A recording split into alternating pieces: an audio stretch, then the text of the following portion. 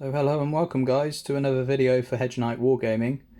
Today's army faction focus is on the neutral force. As you can see, I don't have a huge selection of models yet, but this is what I've fully painted so far. The neutral faction as a whole, it's kind of like a mix and match of many different flags. So varies from like the Freys to the Stormcrow mercenaries to the Boltons. And everything in between, so things like Littlefinger and Varys who kind of play for any faction. I bought into the neutrals trying to bulk out what I lacked in the Lannister force, and then it's kind of escalated from there. So back in the first edition of the rules, the Flayed Men were very good. They're heavy cavalry, they look awesome models, so I've got 2 units of them, as you can see. And with these ones, I went for a bit of a rusted kind of vigorous effect with those, just to show they're a bit of battle hardened. They used to give out a lot of panic, and they used to scare a lot of people on the battlefield, which was quite cool, given that again they're supposed to be quite scary.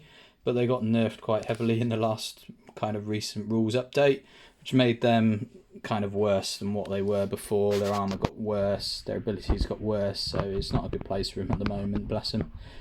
The rest of the units relatively have stayed the same. So on the right hand side we've got the Bolton Cut Throats, which is quite a cool little kind of 5-point unit. They're kind of like mini berserkers in their ways.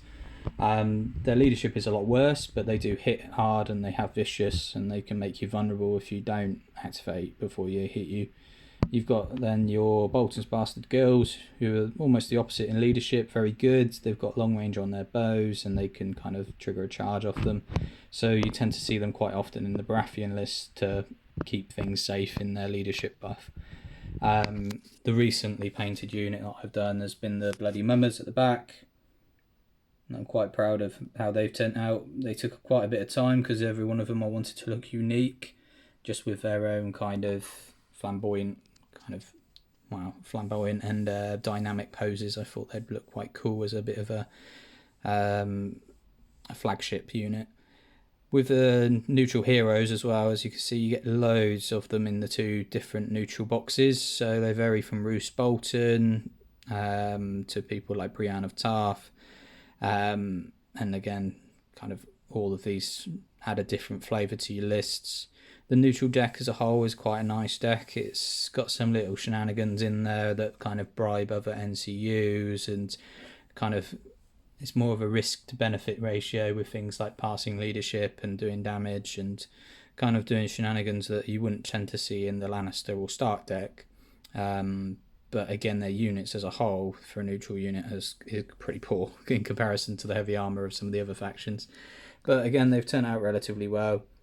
There's some nice dynamic poses, and you can see how the poses and the kind of craftsmanship has improved over the years that they've kind of developed at CMON. So they're quite a nice one to have, if not for the neutral force, but if for any other faction like your Starks, Lannisters, Baratheons, Targaryens, all those sorts of things. They're all legal to put in there, which is great news. But I hope you enjoyed that. It's just again another brief video of what I've got painted so far. I've got some of the Kickstarter exclusives which I haven't painted yet, but I think everything is kind of up to scratch now to play in tournaments. Onto the Night Switch next. Hopefully we should get up quite soon because they're relatively straightforwards, but hopefully you enjoyed that. And it's another video for Hedge Knight Wargaming. Bye bye.